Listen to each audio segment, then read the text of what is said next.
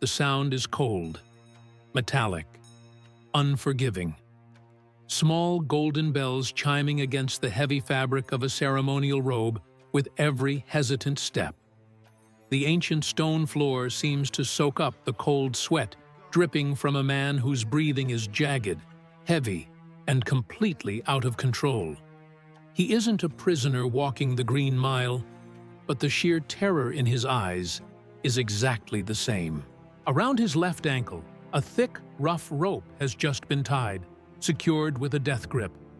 The silence around him is broken only by the erratic rhythm of his own lungs as he stares down a colossal, impenetrable curtain right in front of him.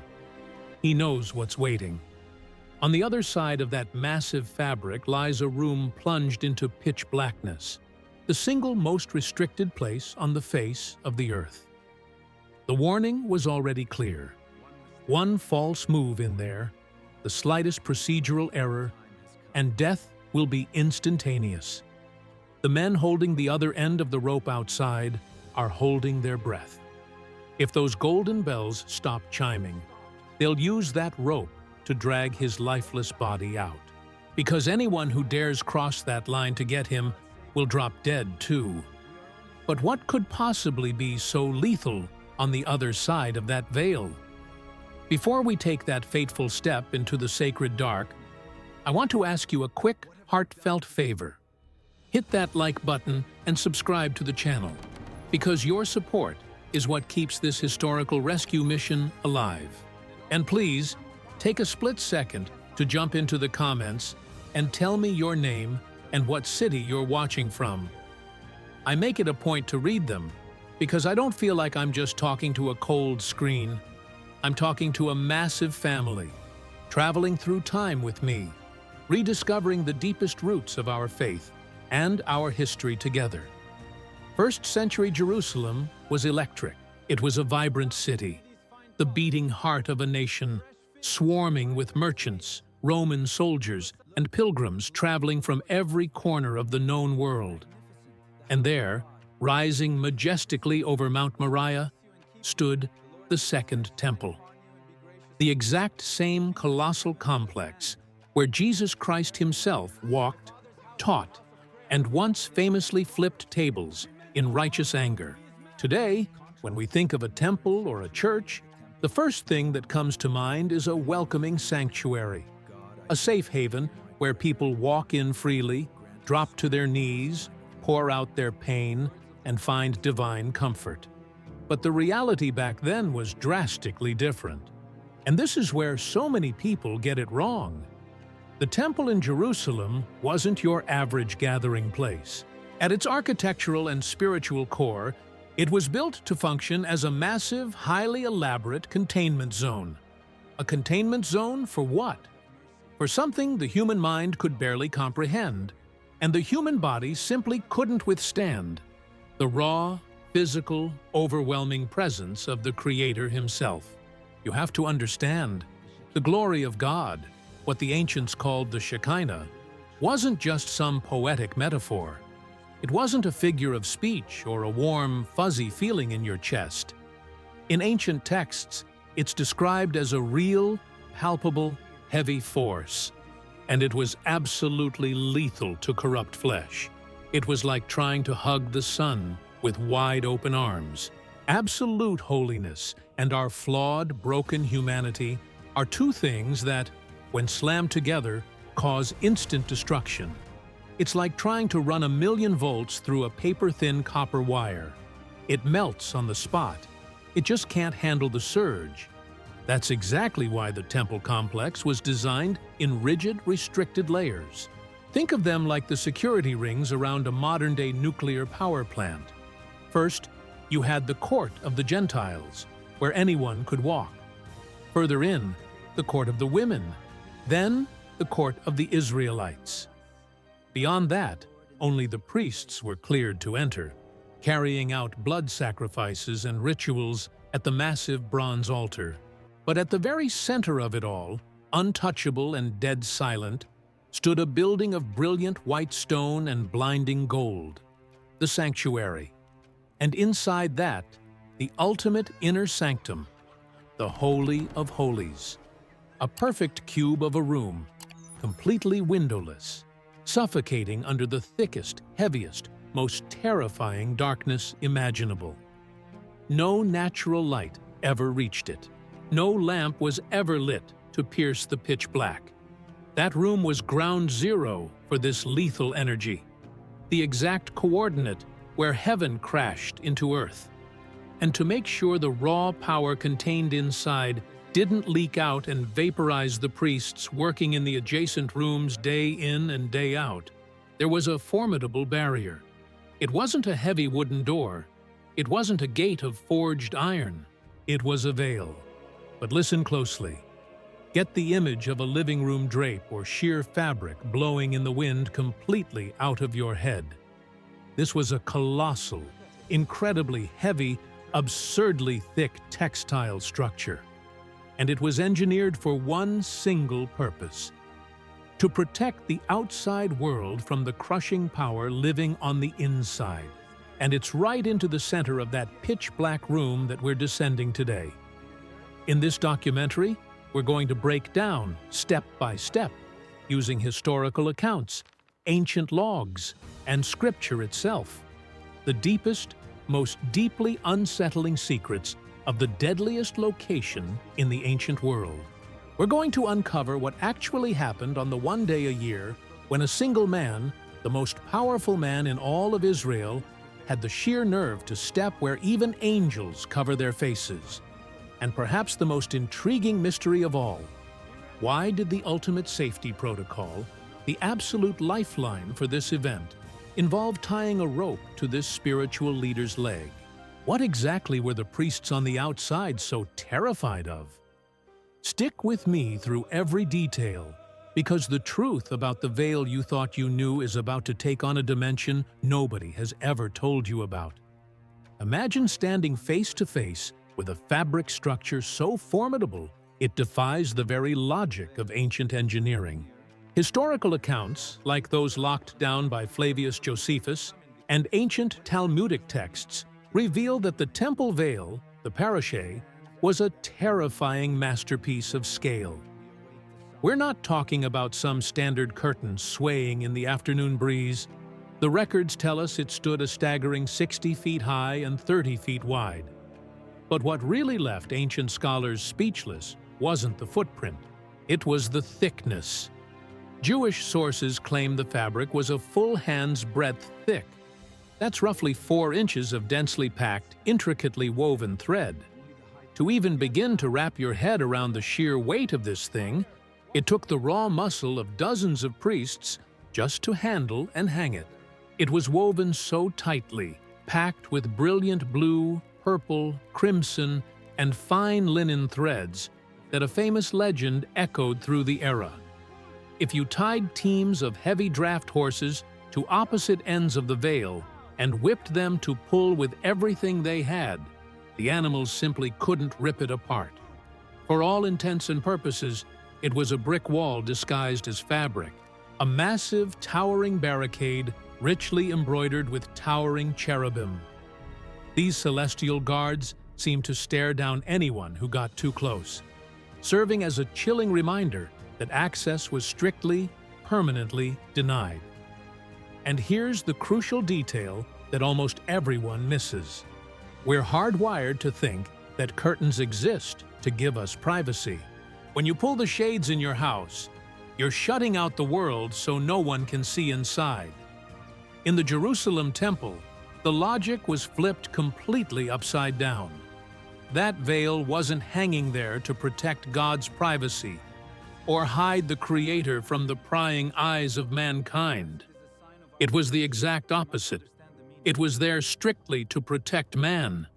That colossal tapestry acted as a blast shield, a literal lead-lined vault door, designed to absorb and block the shockwave of a holiness so absolute that, if it ever leaked out into the open, it would incinerate anything flawed in its path. Think of that veil like the heavy lead apron an X-ray tech throws over your chest. You can't see the radiation. You can't hear it. But its power is devastating. In the case of the Holy of Holies, the energy radiating from that divine glory was overwhelming. God didn't need a linen wall to hide from the world. We needed physical containment so we wouldn't be struck dead the second we came face to face with pure, unadulterated perfection. Not with our deeply flawed human nature. That towering wall of woven thread was the ultimate visual proof that there was an uncrossable abyss between the profane and the sacred. Nobody on the outside was allowed to see a single thing. The inside of that dark room was a heavily guarded, impenetrable mystery. The regular priests, who spent their days in the outer room tending to the bread and the lamps, did their jobs with their heads down and their hearts in their throats. They knew perfectly well that just inches away, right behind that fabric, rested a force that could snuff out their lives in the blink of an eye. The veil was the ultimate red alert. You can come this far, but one step further is dead space.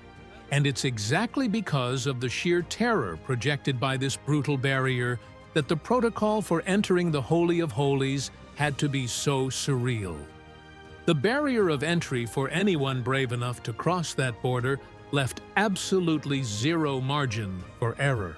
To really grasp the crushing, almost unbearable psychological tension of this moment, we have to zero in on the one man on Earth who actually had clearance to pull back the edge of that heavy fabric and walk into the dark.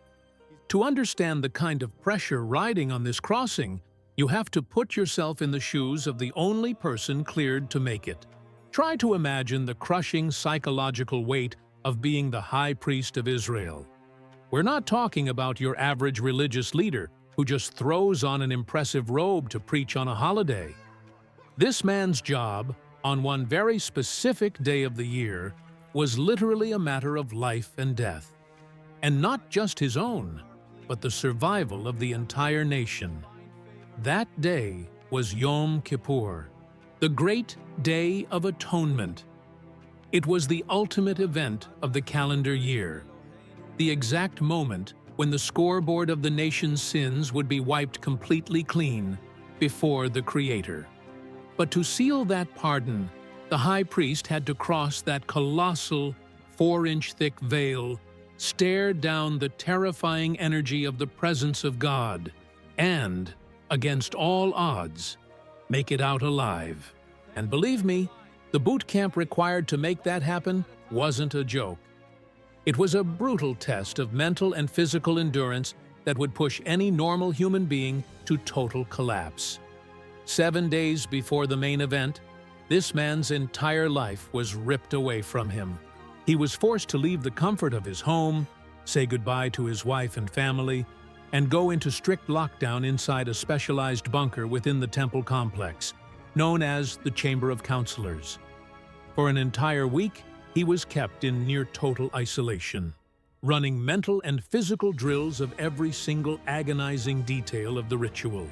The senior priests hawked over him, watching his every move, correcting his stance, making absolutely sure he knew exactly where to step, how to hold the burning coals, and how to sprinkle the sacrificial blood.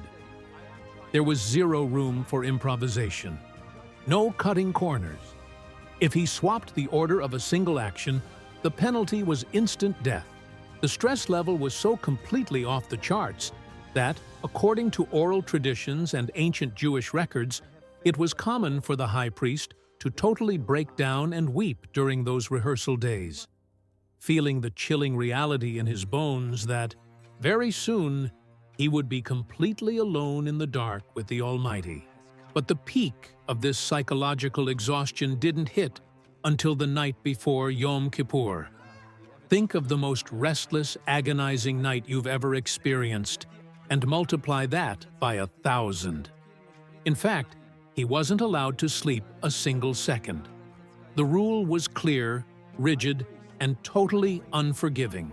The high priest was strictly prohibited from closing his eyes on the eve of his entrance into the Holy of Holies. The elders of the temple would form a circle around him and spend the entire night reading complex passages of scripture aloud. If they saw him even start to nod off, they'd force him to his feet and make him walk barefoot across the freezing stone floor to shock the exhaustion out of his system. The reason for this torture wasn't cruelty. It was a matter of brutal practicality. If he fell asleep, he ran the very real risk of having a dream and experiencing an involuntary nocturnal emission. Any bodily emission whatsoever would instantly render him ceremonially unclean. And walking into the presence of absolute holiness, carrying any kind of impurity, was signing his own death warrant. The man would reach the dawn of the Day of Atonement physically shattered, with his nerves frayed to the breaking point, knowing that for the next few hours, his very existence would be hanging by a thread. When the sun finally broke, the ritual began.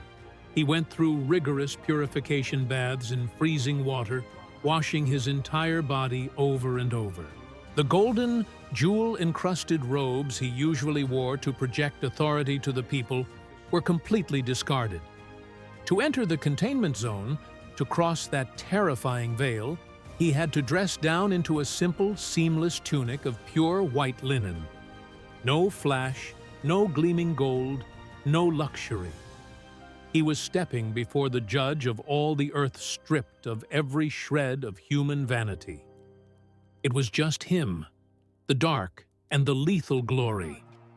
Outside, thousands of people packed into the courtyards were holding their breath. The silence gripping Jerusalem was cutting. Every single step that man took toward the curtain was a step closer to the deepest mystery of the ancient world. Now, I want you to be totally honest with me. Imagine yourself knowing every single one of your own flaws, your darkest, most hidden thoughts, and being handed the mission to walk into that pitch-black room. Knowing the creator of the universe doesn't tolerate the slightest slip-up. Would you have the nerve to take that step and pull back the veil? Could you handle the crushing pressure of knowing your survival depends on not making a single mistake in there? Let me know down in the comments. If it were you, standing there in white linen with a trembling hand on the curtain, would you walk in, or would you run for your life? Be honest. Think hard before you type, because what happened the exact second he lifted the edge of that fabric was absolutely terrifying. The exact moment of the crossing demanded nerves of steel and surgical precision. With shaking hands, the high priest would pull back the edge of that colossal fabric. He didn't fling the passageway open. He just cracked it, creating a gap barely wide enough to squeeze his body through. The second he let go, the curtain slammed shut behind him with a dull thud, instantly swallowing every last drop of light from the outside world. He was now in the Holy of Holies. A dense, heavy, almost suffocating darkness took over the room, but he couldn't hesitate. He couldn't even try to let his eyes adjust to the dark. From that moment on, his next move had to be immediate and flawlessly calculated. Before he even lifted his head, before he dared to look toward the center of the chamber, the exact coordinate where the continuous presence of God lived, he had one life-or-death task to execute. Build a shield. And this shield wasn't forged from steel or iron, but from smoke. In one hand, he gripped a golden censer overflowing with burning coals pulled straight from the main altar. In the other, he carried two massive handfuls of an exact chemical compound, a hyperfine, highly volatile powder known as the sacred incense, the ketoret. The divine mandate for that split second was non-negotiable. He had to throw that aromatic powder onto the blazing coals the exact instant he stepped foot into the room. The chemical reaction had to be brutal and instantaneous, generating a thick, violently dense cloud of white smoke that would shoot to the ceiling and crash down, filling the entire space. The sole purpose of this smoke screen was to blind the priest.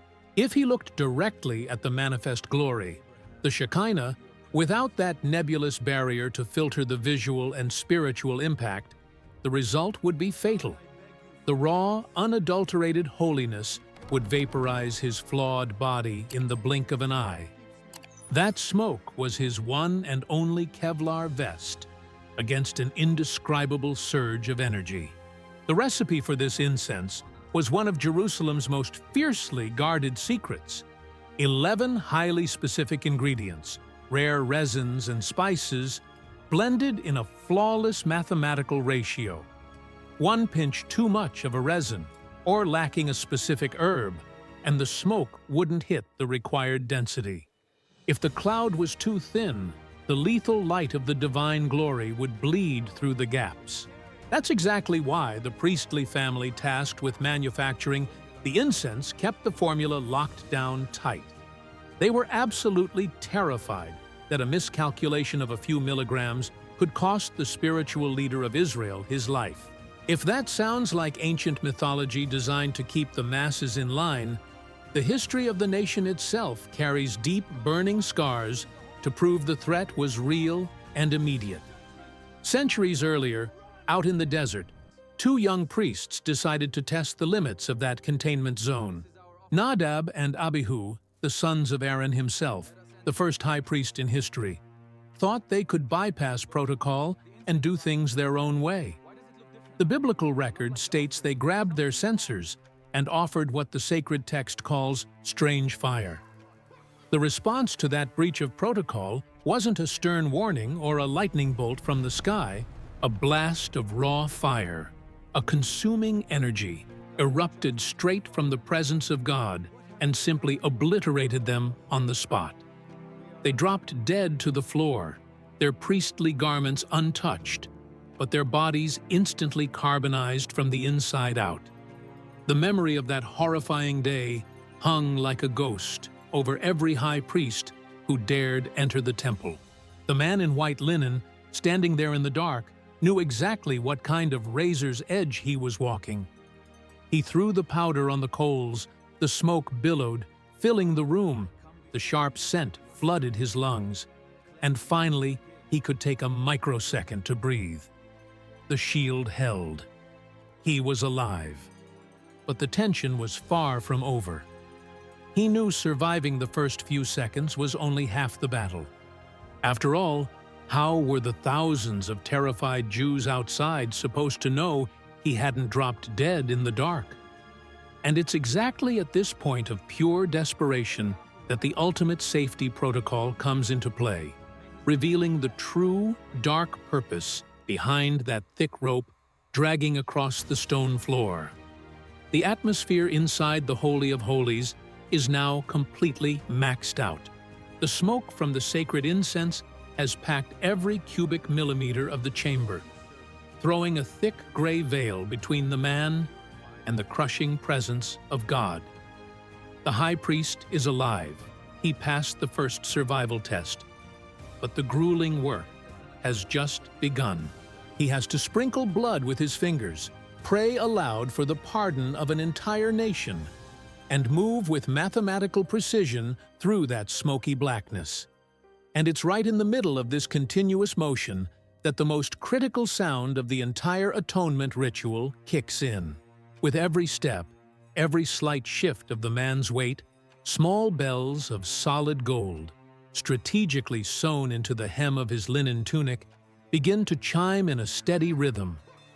To him in there, completely cut off from the world, it's just the noise of his clothes brushing against ancient stone.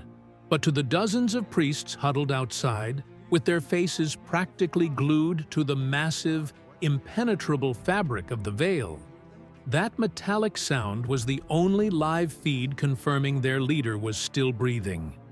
Try to see this through the eyes and feel it with the hearts of the men waiting in the adjacent room. The silence in the temple was absolute, heavy as lead. Nobody dared to cough. Nobody dared to whisper a single word. Thousands of people packed into the outer courts, and the priests standing guard were paralyzed, relying entirely on their hearing. The rhythmic chiming of those bells meant the high priest was moving, faithfully executing the rigorous steps of atonement. It meant the creator of the universe was accepting the sacrifice, and that the righteous, consuming wrath of the divine hadn't been unleashed on this mere mortal. But, buried deep in the soul of every single Jew there, was an unspeakable, suffocating terror. What if the sound suddenly stopped? What if the man in white linen made an imperceptible mistake, tripped over an obscure purity rule, or failed to sprinkle the blood in the exact amount and direction mandated by Scripture?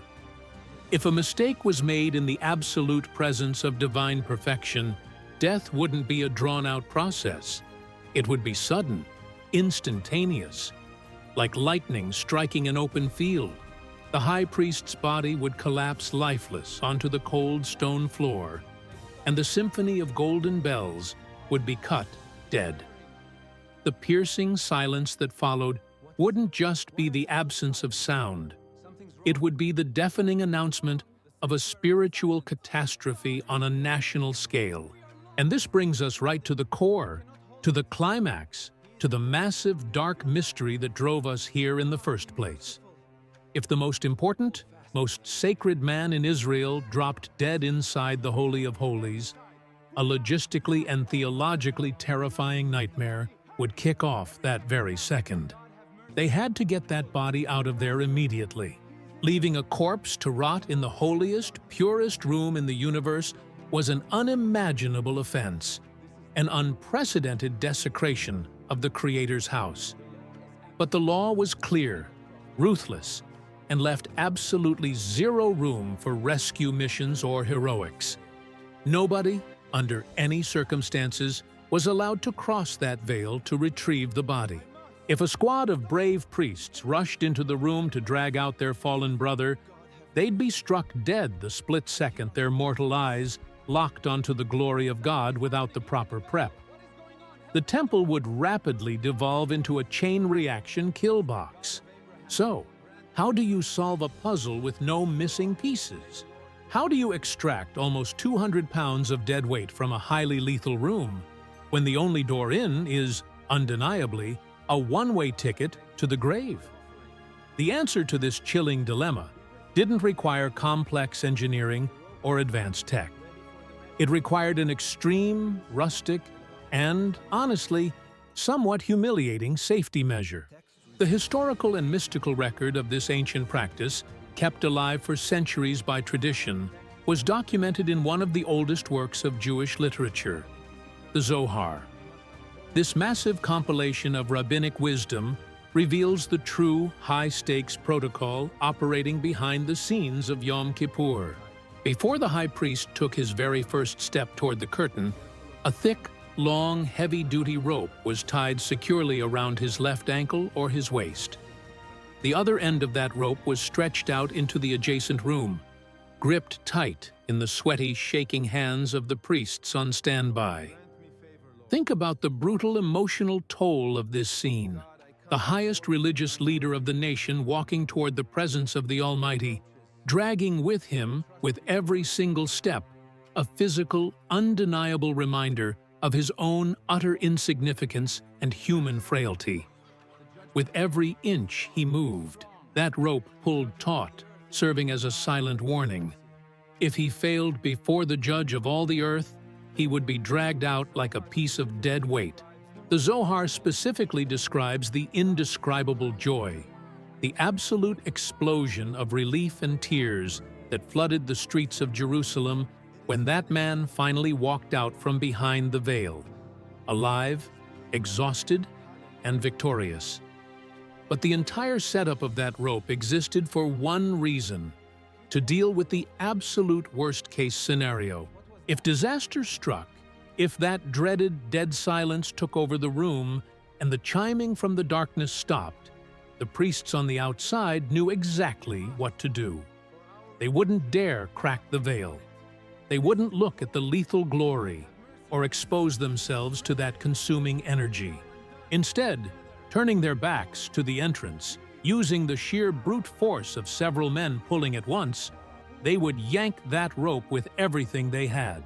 They would slide the lifeless body of their leader right under that heavy, impenetrable curtain, dragging his corpse across the stone floor and completely out of the kill zone, just so he could finally get a proper burial outside the sacred grounds. This level of psychological terror and extreme caution lays bare something that our modern world often completely fails to grasp. 2,000 years ago, the presence of God wasn't treated with the casual familiarity we see today.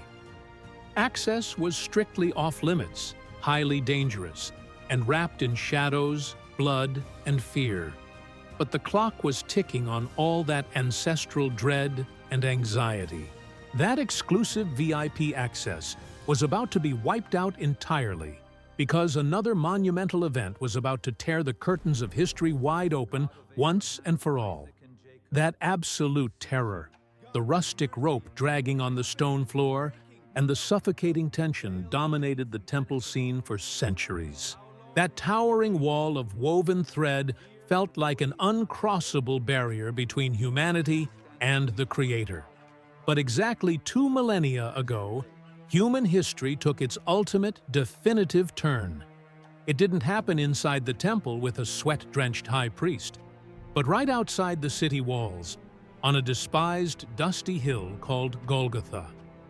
Out there, the air didn't smell like sacred incense. It smelled like blood and raw, splintered wood. In the middle of the day, the sky over Jerusalem suddenly went pitch black. Hanging on a Roman cross, executed with the sheer brutality reserved for the worst of criminals, was Jesus of Nazareth. When he took his final breath, historical accounts tell us he cried out with a loud voice. It wasn't a groan of defeat, it was the battle cry of a finished mission. In the exact split second that the carpenter's heart stopped beating, a literal, spiritual shockwave slammed into Jerusalem. Miles away, inside the majestic temple, the priests going about their daily duties felt the violent jolt of an earthquake. And then, right before the terrified eyes of the men who lived under the constant threat of instant death, the impossible happened. The sound that shattered the silence wasn't the chiming of golden bells. It was the deafening crack of tearing fabric. That monumental 4-inch thick veil, the one that teams of horses couldn't rip apart, began to tear violently right down the middle. Listen closely to this detail, because it changes everything. The record surgically points out that the massive fabric tore from top to bottom. If it had ripped from the bottom up, any skeptic could argue that some rogue priest just snapped and cut the curtain. But that wasn't the case. The tear started at the very top, nearly 60 feet in the air, completely out of reach of any mortal hands. It was as if the invisible hands of the Creator himself grabbed the top of that blast shield and ripped it in two. The visual shock alone must have sent the priests into sheer panic. The absolute shield was broken. The maximum containment zone had been breached. Blinding light violently flooded a room that, for centuries, had known nothing but the most terrifying darkness. They probably hit the stone floor, bracing to be vaporized on the spot by that lethal glory, just like the days of old. But the fire never fell. Do you know why?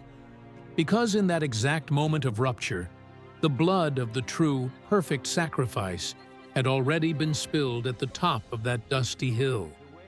The debt was paid in full. Access to the Almighty no longer required a heavy rope tied to an ankle, golden bells, or a blinding smokescreen. That torn veil was the ultimate announcement that the doors of the house were kicked wide open. That once unbearable energy was no longer a threat of annihilation, because an indestructible bridge had finally been built. The terror of the dark room collapsed forever. Today, you can simply close your eyes, whether you're in the quiet of your bedroom or right in the middle of your chaotic daily grind, and speak directly and freely with the Creator. No middlemen, no cold sweat, no rescue ropes. It's a level of access and a mind-blowing privilege that the most powerful man in Israel only had once a year, while absolutely terrified for his life. If this journey through time hit home for you and helped you see the sheer weight of what really went down on that cross 2,000 years ago, I'm asking for a quick favor. Hit that like button down below. Subscribe to the channel right now so you don't miss out on our next deep dive. And share this video with a friend or family member who loves a masterfully told story and needs to rediscover the power of their own faith. Stay strong. Thank you so much for riding along with me, and I'll see you on the next one.